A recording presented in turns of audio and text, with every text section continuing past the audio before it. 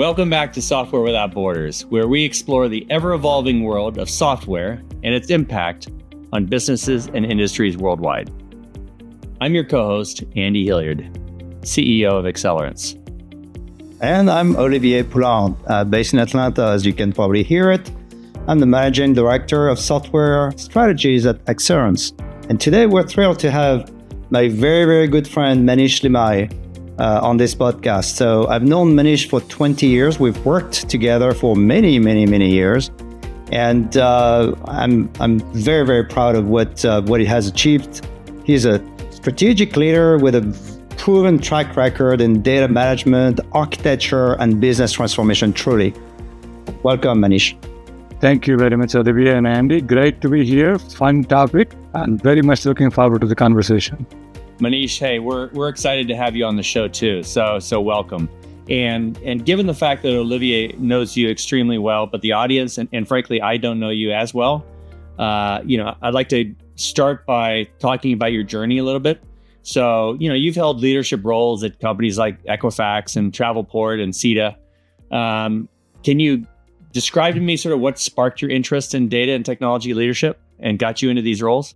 Yeah, absolutely. It's for sure, and it has been an incremental journey. So right now, I serve as a Chief Data Officer for Revinate. I just joined 2 months back. And just to give a little bit of background about the company, Revinate is the leading direct booking platform in the hospitality industry.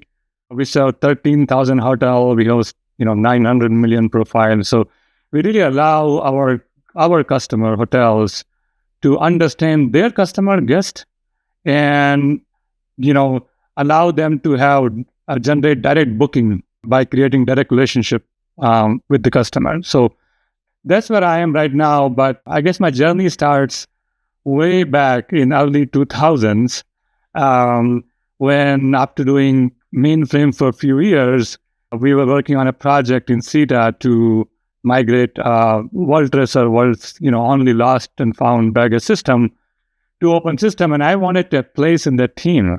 And I thought, how can I do that? I'm a mainframe person. And there were people who were already knew C++ and Java. So I thought I had to find something that nobody knows that could be good at, I'm good at. And that's how I found data. And that's how I became DBA. I got a place in that team, and we had a ton of fun doing that project. I think the next pivotal moment came when I shifted to architecture, and there was a gentleman named Olivier Poulard. Yes, the guy with us in the podcast. Same name as this guy. Exactly. Yeah, he gave me a chance to be the product architect for baggage portfolio, and what a journey that started for next 10, 15 years, where I did all kinds of architecture work, and really kind of transitioned from a more of a tech-centric person to more of a business-centric person. And fast forward to Equifax, where I joined as a chief architect. And, I was working with my boss at that time and say, we really need this data engineering practice. And we said, why don't you do it? Why don't you bring it to life? And there I was, deep into the data engineering practice. And now I'm at the CDO, correct? So I think few themes here, correct? One, you have to know what you are good at, what are your strengths. You have to take initiatives, which I took, correct? And then you have to be lucky to be around people, mentors who will take a chance on it, because there's always, there's a time where you're doing something for the first time, always, and somebody needs to believe in you. So thank you, Olivier, for taking the chance. Yeah, but at the same time, I will tell you, Manish, that you've given the same opportunities to others as well. So I saw in you, a potential leader, and that was my role as a leader, quite frankly, to see this and help you grow. But you did 90% of the work was on your side, and I've seen you, evolve over the time, since the early 2000s until now. It's just amazing what you have achieved. So congratulations. Thank you. Very proud of you. I mean, to your point, Manish, some of it was prognostication and planning. What can you do that was different and evolving, and you could take a leadership, and it was obviously there has to be an interest there in order for you to want to get into data, for example. And And of course, there's a certain degree of luck, like you said, and a certain degree of like who you know and who you run into and how you create relationships with that person and leverage it. So, in that journey between the early 2000s and today, there were some things you were able to leverage each progressive step along the way, and probably a few things that maybe weren't not as leverageable, maybe from a vertical standpoint. But can you describe a little bit about? And no one takes a perfectly linear pathway, right? I mean, there's sometimes bouncing back and forth as you go down a path. But can you describe a little bit about how one step led to another and what you were able to leverage and bring to each successive engagement you had? Yeah, definitely. I really enjoyed from the beginning really understanding the 360-degree view of the problem, and now I look back in time, I can see that I took turn with Olivier being a product architect, learned so much about requirement management and how to go in front of customer and how to talk to the customer. Then I went into the enterprise architecture. Did I learn about company level strategies and how do you even basic things like I did training to others. That's a skill by itself. And I think finally, what I realized is that I reached a point where I felt like things I'm good at, I could do it. And then the next big thing came when I got into management, and honestly, I realized that the management is much harder than doing it yourself, because I can learn on the weekend and do all kinds of stuff. But motivating people started with 3 people. By the time I left Equifax, I had a 500 people team. And, it was just learning at every step to see what would you do differently to motivate people.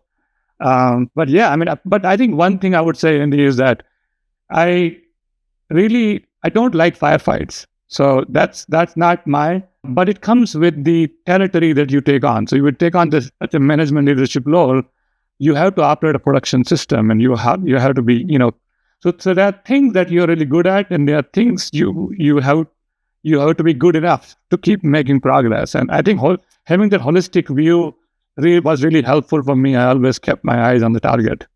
So that's a really good point. And I think I like to hear that from every person that we have on the show. And that is, we interview essentially people that are technologists that love the technology, love the problem solving. But as you move up in your career and gain additional responsibility and leadership, you tend to have to become also a people person, a people manager, a people motivator, and a people empowerment agent, if you will. And that probably doesn't come naturally in general to this group, this audience, this audience of guests that we typically have. Is there anything you want to reinforce about people that are moving up and inevitably they are going to have to be a people leader?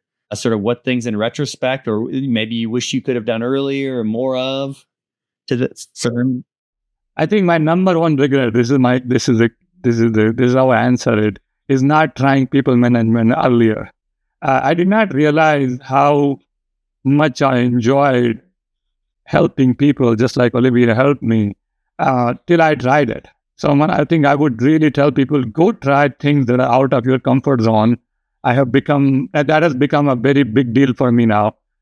Keep trying things out of my comfort zone. You will like some, you will not like some. I think the second thing for me is, even as a person, Andy, integrity of a person is above everything else. I will take a hit on any milestone, anything else. I would disagree with a person every day, every night, every evening, but I do it in a professional manner. I will do it in front of them. I will do it in the spirit of moving the company forward. I'm not going to do it behind anybody's back. And even if I have to escalate on someone, I will tell them hey, I'm escalating on you. And this is the reason why I'm escalating you. And that integrity is unbelievably important to me. And that's what I have taught and then mentored the people that I have worked with. And hopefully they'll learn this thing from me. How do you rate intellectual horsepower of the people you're working with versus say their integrity or commitment or candidness and things like that? Yeah, I think, look, I mean, there is a basic cost of entry for any of us to do any job, right? So that has to be there, right? But then you run into a situation where somebody is really strong technically, but not a good people person, right? Versus somebody is not that strong, but good person.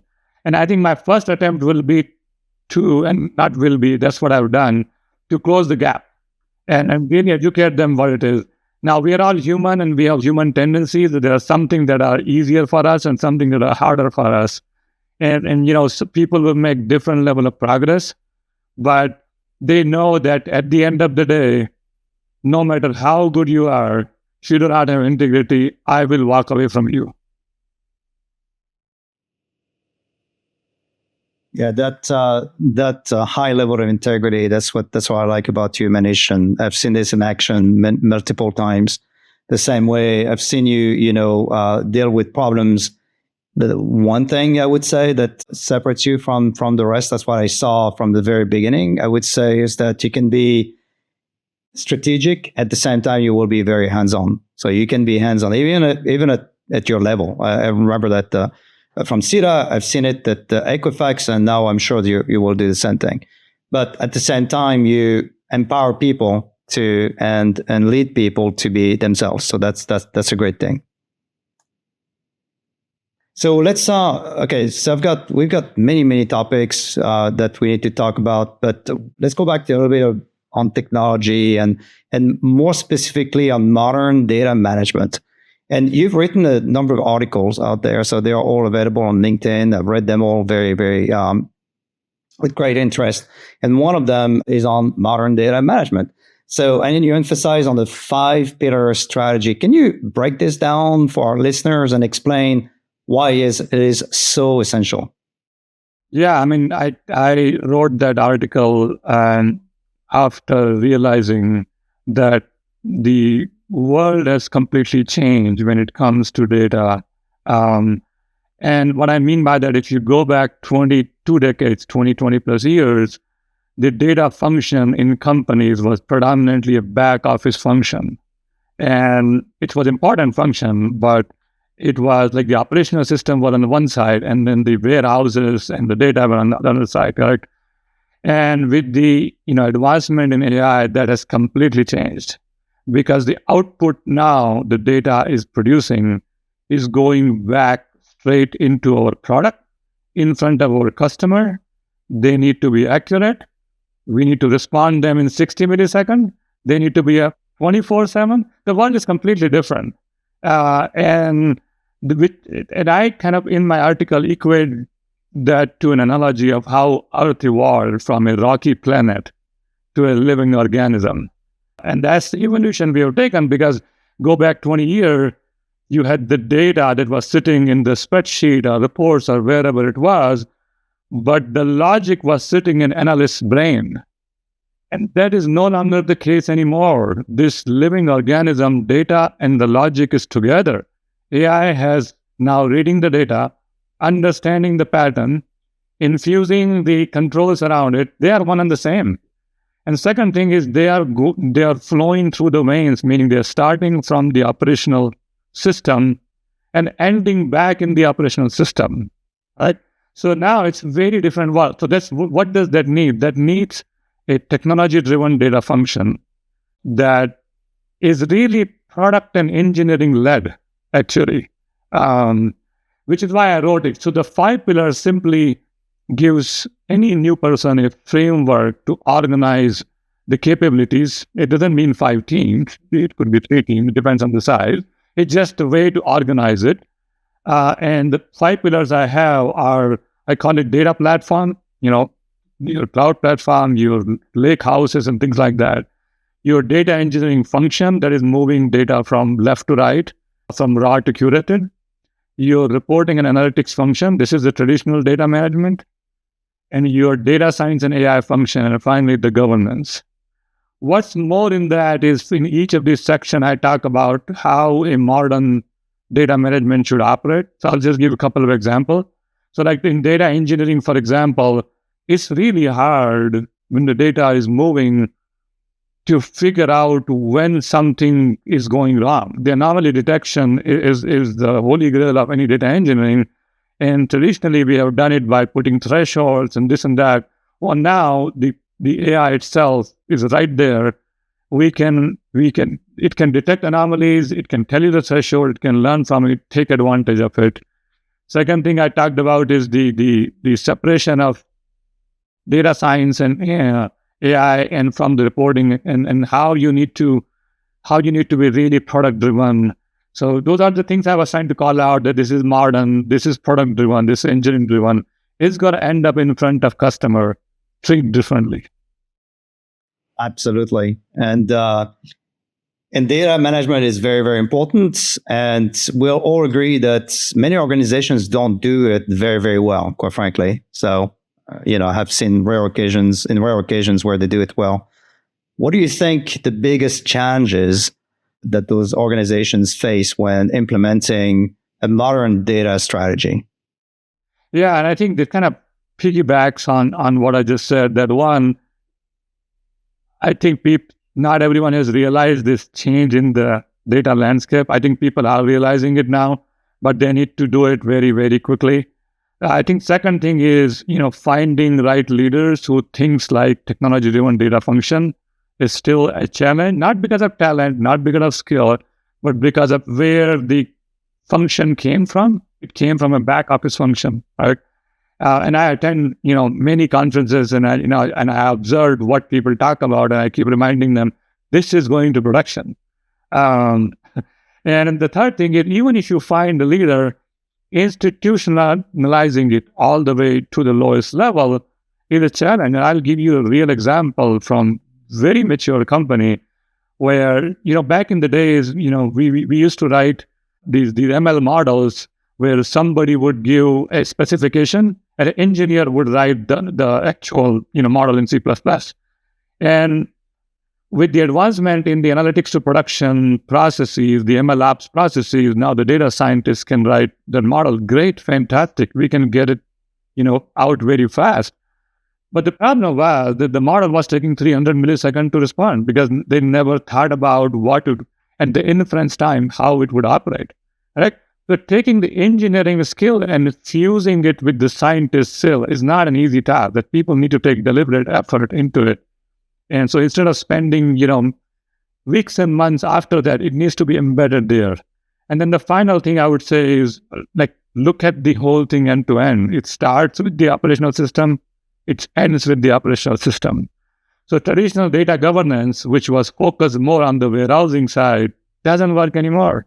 Now we need to make sure that the data quality is right there in the operational system, because your inference will not be right. So these are the various areas that people need to be aware of and, work proactively to fix them. I was just going to follow up. Do you recommend any pathways or steps in order to not just recognize, but implement bottom-up transition mindset in regards to data? Yeah, I think the marrying of your data analytics function with the technology function and bringing them together forcefully will create that first necessary friction, but it will result in a better outcome because they need to appreciate each other's role and they need to appreciate that, hey, I just write the model and it performs slow, not my problem. No, I think, and then at the same time, we cannot take 6 months to deliver the model because then the business value is not derived. Force that tough conversation, bring them together, let them learn about each other. Yeah, there's something else you said earlier about the product manager or the product side of the equation, right? So it's not just an engineering standpoint. It's not just an engineering problem. Data should be a business problem in the first place. I remember, dealing with data scientists in India, and they were very, very, very good at machine learning. Very, very good at machine learning, but they had no idea about the airline industry per se. So I tried to explain that to them. And of course, they came up with a beautiful model that actually worked technically, but meant that the results were meaningless from an airline standpoint, if you will. So And that's where I played my role of product manager, if you will, at the time. So where I would explain very much in detail, what the challenges were and why, especially why we were in need for this model. So have you seen this? Would you agree with this or? Yeah, 100% actually. I mean, literally very recently, last year, I mean, exactly situation like yours where somebody built a model and my question to them was, well, what is the lift? Like what percentage improvement it made, not in some statistical theorem, but the final outcome, right? And if you can't answer that question, right, which is why I'm going to say something controversial now. I'm not a fan of the word data scientist because it takes us to the research side of the equation. I'm a fan of an applied data scientist. If this is the term that somebody taught me, because and I will talk about it a little later how the AI landscape has changed. But producing the outcome is what matters for most companies. Right? There are special cases where you are building new algorithm, new things like that. But that's very different, and I think it's to your point, is doing it in a vacuum without context. And that's what the problem was with my data scientist, if you will, a team of 5 or 6 of them. They were doing something in a vacuum initially. So what I did is I let them do it. I knew what the end result would be. It didn't cost me much of anything, maybe a couple of weeks of work. And then for them to realize that, and they were younger, so that just to realize that how important the context was and the outcome, to your point. Yeah, 100%. Manish, many companies struggle with transforming legacy systems. What would you say were like key factors for success in these large type of transformations? Now, this is my favorite question, by the way. I think, look, legacy transformation are hard. They are long, right? Because so much of knowledge is encapsulated in the legacy business processes. There is no documentation. They take long time, correct? And here I am as a CIO. I'm selling it to CEO, and it's okay to give the grand vision, but here are the few things that I have encountered and we need to be aware of, correct? One is that first acknowledgement that these things will take time, okay? And we need to know that there is a balance that we need to strike between perfection and the time window. Like there is my magic time from what I have seen 3 times now is 3 years. If something goes about 3 years, the average corporation loses focus and will never continue. So maybe you want to start with perfection in year 1, and then you need to have a strategy on how you're going to evolve that perfection from I'm going to rewrite everything from scratch to now becoming a little bit more realistic. Last thing you want is end up with nothing at the end of 3 years. So that needs to be very, very important. I think in a B2B space, it creates even bigger problem. It creates a dilemma that I lived through in Equifax. Like, we were killing 40-year-old mainframe, and there are 15 different things that we wanted to change. But the output of our processes was input to the business processes of the customer. So we couldn't just randomly change, somebody's score. It would disturb the approval process left and right. Like, so we need to have a strategy on how to deal with it. What we ended up doing there was we kept the backward compatibility on the old interfaces, and we offered the newer version on the newer interfaces, and that allowed customer to have choice without breaking them. Right? And I think the last thing that you have to know is while this transformation is going on, the company is not still. You have to make the revenue. You have to make the quarterly profit. There are new customers coming in. There's new demand coming in. And you're going to have a plan on how you're going to deal with this changing dimension that will happen during these 3 years. All right. And let's cut to the chase. These things are hard. There will be turbulence in the flight. And you need a leader who believes in the mission and will provide air cover to the team. Because this is hard. That's probably the hardest thing. And it's not just the leader. It's the people involved with the system. So now they're going to migrate from a mainframe system. They know very, very, very, very well. They are the SMEs, and they're going to migrate. You remember, World Tracer and other mainframe systems that we migrated subsequently. And the main problem was, well, the people supporting it, the people using it, the people, depending on it from a revenue standpoint, they did not necessarily believe that transformation could happen. We made it happen.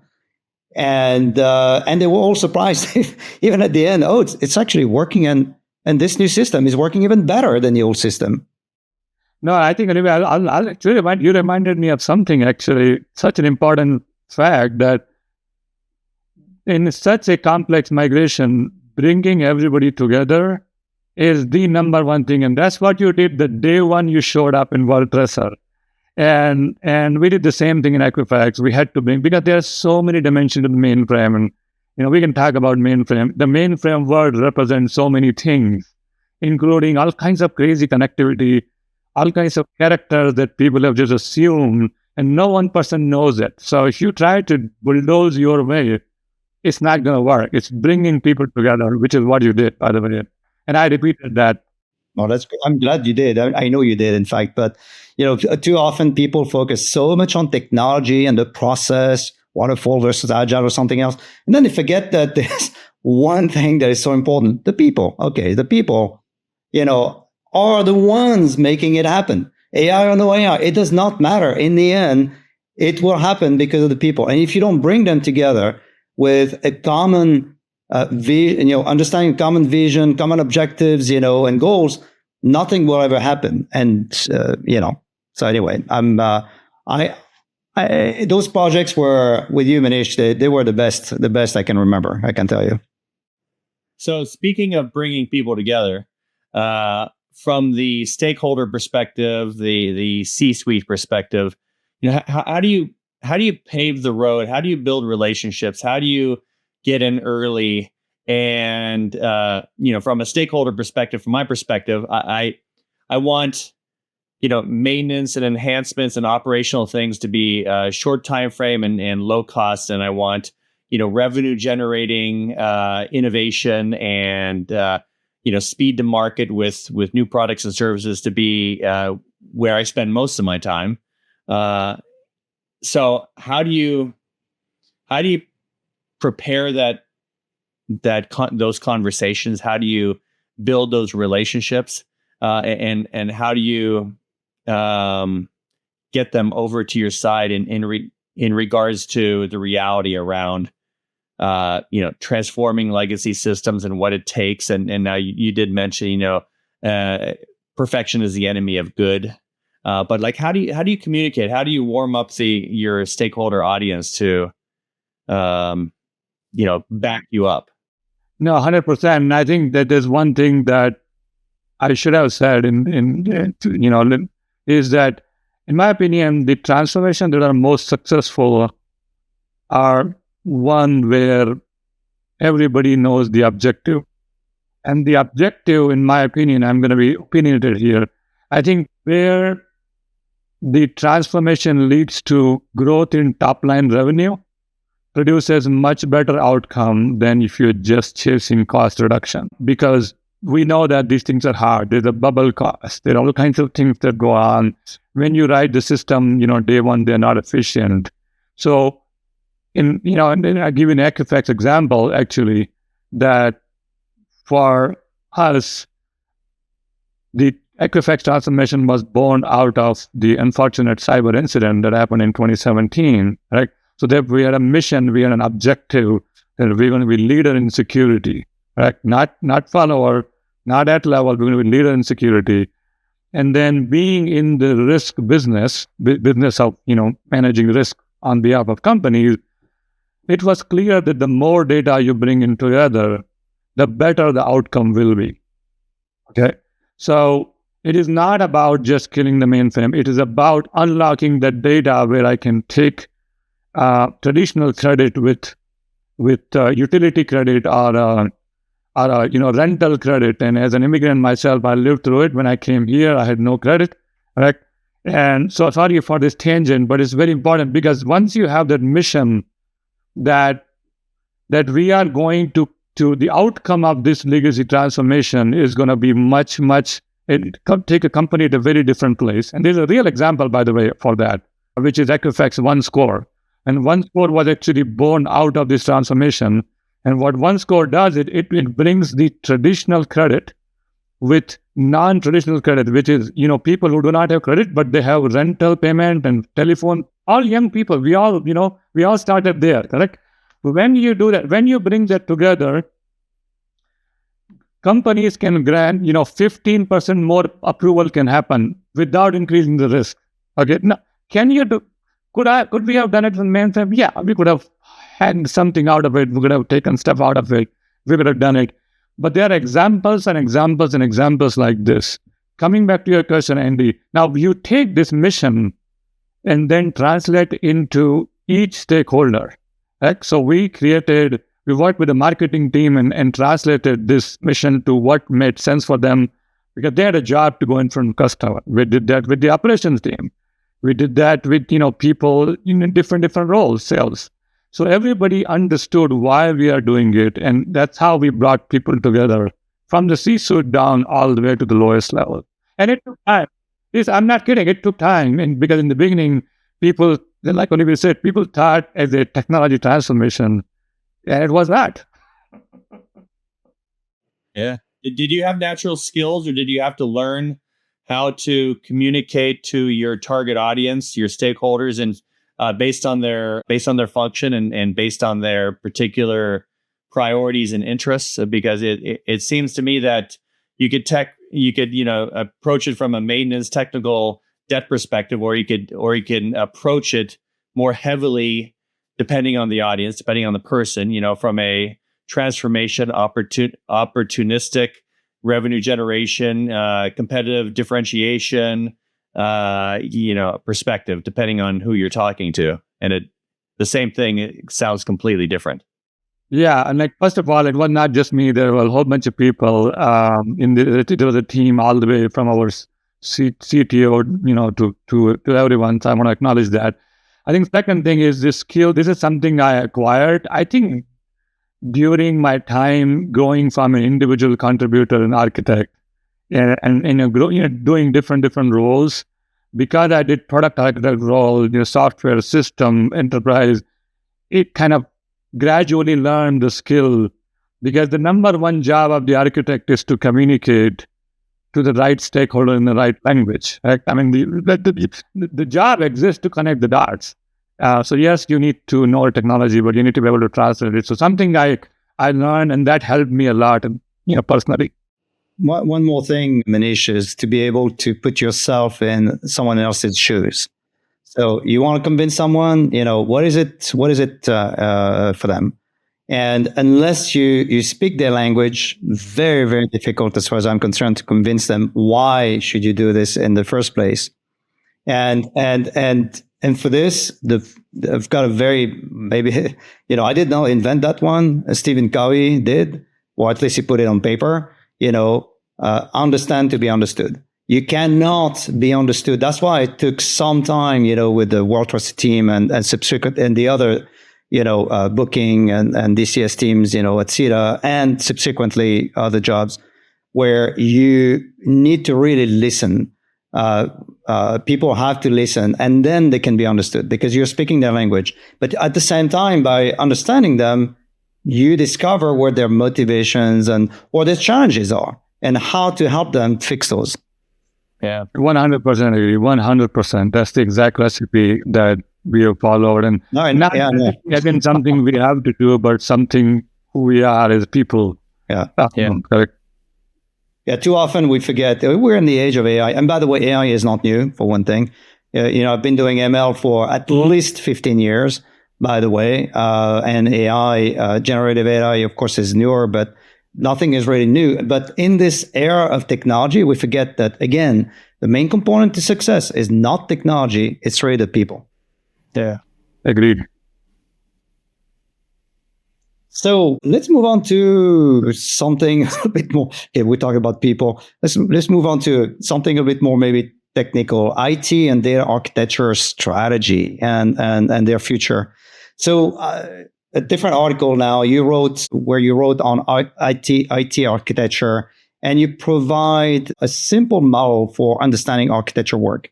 Can you elaborate on this? Yeah, and I think it's interesting that my answer is going to have human element to it, by the way. Great. So the reason I wrote the article, because, having done it now for 20 plus years, I realized that just how many times in a day we use the word architecture, and everybody uses this word all the time. And everybody agrees that we need architecture, but still today, there is not an agreement on what exactly an architect does. Do I need the individual? I don't need the individual, right? So I kind of started thinking, like, why is that? Like, why is this problem exist in the world? And my conclusion was there are few ingredients, few situations here. One is there are so many flavors of the word architect. There's like software architect and business architect and enterprise architect, on and on and on and on. Okay. The second problem I realized was that unlike lawyers or doctors, nobody starts a job as an architect. There's no degree in architecture. Like, you start as an engineer, and then you grow into this role when you start focusing more on strategy and connecting the dots. And then the third thing I realized that, if I have a pie chart, and if I, and put all these flavors of architecture roles, the software architect, network architect on a pie chart, and if I have stakeholders outside this pie chart, the stakeholder from outside only see the work from their vantage point. So if you are an engineering manager, to you the architecture means creating design and solution. If you are a procurement guy, you only care about software rationalization so that you can cut your costs. If you are a salesperson, you want a guy to show up in front of customer and tell different stories. So nobody is seeing this 360 view. Everybody is seeing a partial view of the puzzle. So then what I did is when I kind of looked at the problem from a different cross section, what I realized was, irrespective of any flavor you talk, they all do three things. They are doing strategy, they are doing solutioning, and they are managing health, right? So if you are a network architect, you are managing the network strategy. But if you are enterprise architect, you are managing company strategy. You're still managing strategy. You need to do that. You need to think 2 steps ahead. Right? You are doing solutioning. If you are a business process architect, you are solutioning lead to cash process. Right? And if you're a software architect, you are doing microservice. And then I use the word health management, which is, I feel like a better word than tech debt, because the tech debt is kind of overly used word. It doesn't resonate with business people. And so the health management, we all relate to it as a humans, because we manage our health both proactively and reactively. Sometimes we make mistakes, then we recover. That's how it is. So you do often reactively? Yeah, exactly. You often react. Yeah. So I think the long story short is that the purpose of the article was to tell that you need the architectural function, okay? And then the function needs to do these three things. Yeah. You can debate whether you need a specific role, specific person, or an existing person can play that role. And it depends on the complexity of your system, right? And then for last thing I would say, for me, look, we are all human, and I did both engineering work and architecture work for close to 3 years. I was chief architect and head of data. And I can tell you, and I will confess, that as a engineering leader, I became biased towards dates. This is human. We have to finish the date. And I realized I cannot do both roles, with integrity. I needed someone who would strike the balance, which is why I decided that I should not do the 2 roles, correct? So if you are running a regulated industry, you absolutely must have a separate role who will bring that control. So anyway, I think it was just more of a kind of a different take at what this function is than anything I've seen it out there in the literature. Yeah, and too often, I've seen teams, definitely focusing on solutioning, sometimes on strategy. So, and sometimes they do solution, and then they go back to strategy because they realize that something was missing, etc. So, but assuming they actually do strategy and solutioning, it's rare that they're thinking about health management, the third piece, which is to me the critical piece, because that's what costs about 80% of your software cost is in after it's in production. It's once it's in production. So health monitoring and fixing issues, it shouldn't be a reactive. We shouldn't be in reactive mode. You should be thinking about it as you're thinking strategically and as you're thinking solution, right? Yeah. If you don't do health management, you're going to end up doing transformation 3 years later. That's right. Yeah. So talking about transformation, if you want to avoid it, do it right. Nothing is perfect. Again, it's not about perfection, but it's about, thinking way ahead and being ahead of the curve as opposed to being reactive. That's really what this is about. So in terms of trends, do you see any trends in data architecture, since we talked about specifically in data architecture? Do you see any trends, especially with the advent of AI, etc.? Yeah, I mean, there's a massive difference between where this world was 6-7 years back and where it is right now, and that has implications for companies, left and right. Right. So if you ask anybody the word AI pre-COVID, it would generally mean machine learning. That's what it would mean, creating models. Right? And then if you add it today, it will generally mean generative, and meaning for a normal company. Okay, I keep separating going forward the people who are producing models from people who are consuming models.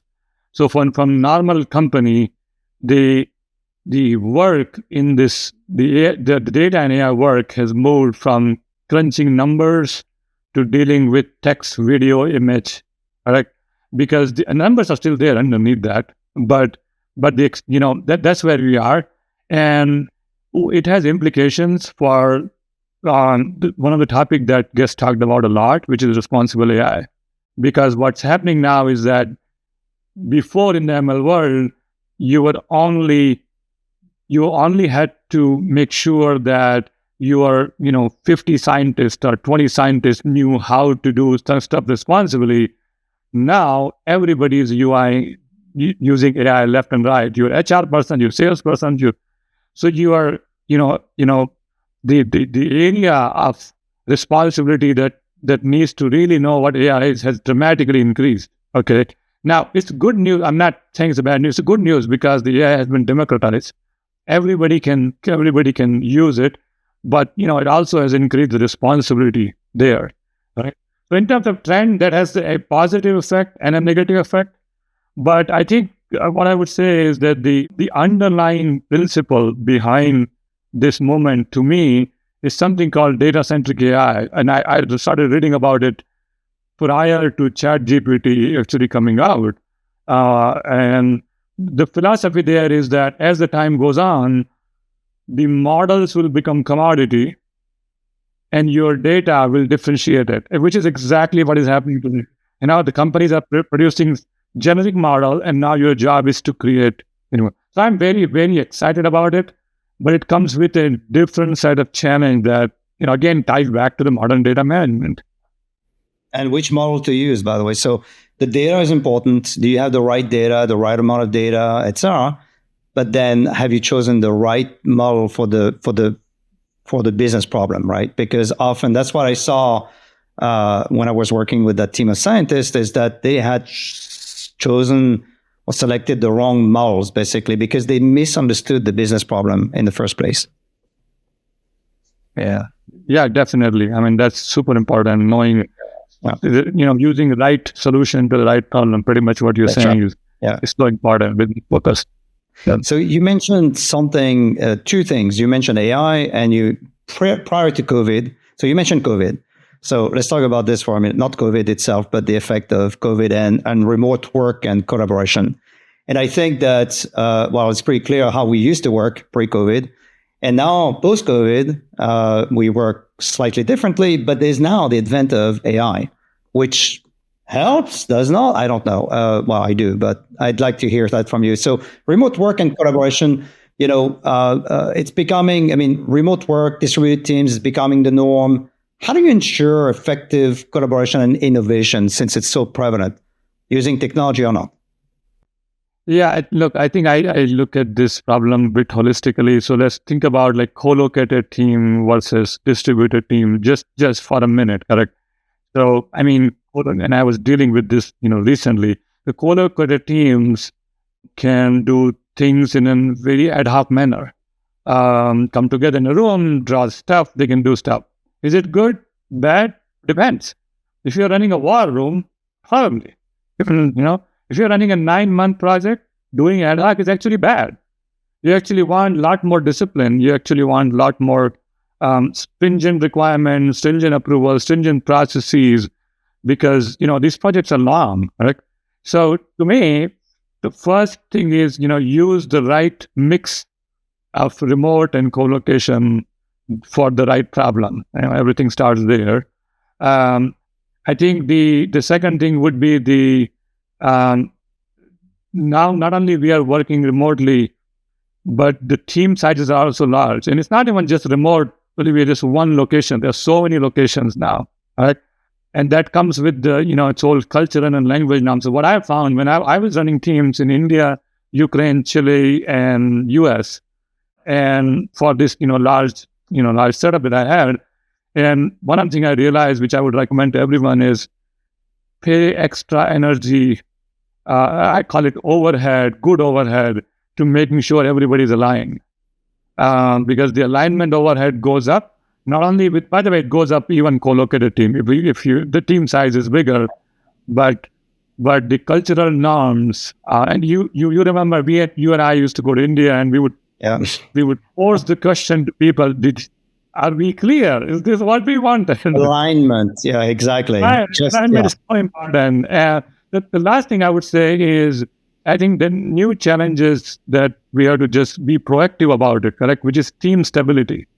Yeah. If you are adding and removing people left and right while that adds another dimension. So I think the way I would answer this question is, I think the best practices are there. I don't need to repeat those, but being aware of all these pitfalls and proactively managing them, to me, creates a better outcome. So, we've covered a lot of topics over the last 45 minutes or so. If you were to boil down some of these principles or these, areas that we discussed into maybe one key takeaway that you want to leave with our audience today in regards to data management and IT transformation, you have to pick and choose. What would you leave the audience with? I will say that, look, the data management landscape is an amazing opportunity. This field, the data and AI field, was not easily feasible for any company if you go back 5, 6, 7, 8 years back. It required special skill. That world has changed. You don't have to build anything from scratch. There's an opportunity you need to take advantage of. Do not be afraid of it, but realize that will require a different mindset, which I call as a modern data management. Realize this has to be a product and engineering-driven function, and take advantage of this opportunity. I think the next AI wave will be engineering and product-driven, not science or high school science-driven. And let's take advantage of this opportunity. Would you give different advice to someone who is pursuing this embryonically in their career versus someone who's been doing it for 15 years and may need to retool some of their skill sets or priorities? Yeah, I think if you have a long career in this field, there is definitely an advantage here in terms of the experience you have. But we all need a key ability to pivot, because what we see today is not what it will be 5 years from now. So my call to action to them would be, make the pivot, take advantage of what you have learned. I think the people who are coming up new, they have natural advantage. It's like, when we were doing pre-object oriented day, we were doing relational programming, and then a new person came and they were naturally thinking object oriented. I think that's the best analogy I can give. Is there any sort of sources of information or education or something that would allow them to prioritize their pivot and sort of what they might focus on and how they may divide their time? I mean, there's a lot of material out there in the internet, and I learned so much from attending events, talking to people, like this conversation. I learned so much from that, especially as you get to leadership role. It's really hard to spend your time, coding anything lately. So I take, proactive approach to go attend this event, find time, learn what's going on in the industry, because it's changing so fast that if you just stay in your den, you just gonna miss out. So just and that's probably a key takeaway. I mean, the gravitational pull of working remotely and being in your own bubble. I don't think people realize how hard it is and how important it is to get out and gain new perspectives and constantly learn. Time passes. You don't even realize how long you've been in this bubble and this mindset, and it really takes sort of proactive fortitude to, make sure you're learning from different people, right? 100%. Totally. Wow. So thank you for joining us today, Manish. I really appreciated it. And I'm sure Olivier does too. Seeing an old friend and an old cohort. Your expertise in data management, architecture, and business transformation was really incredibly valuable. I know to me and I think to the audience. So to our listeners, we hope you enjoyed this episode of Software Without Borders.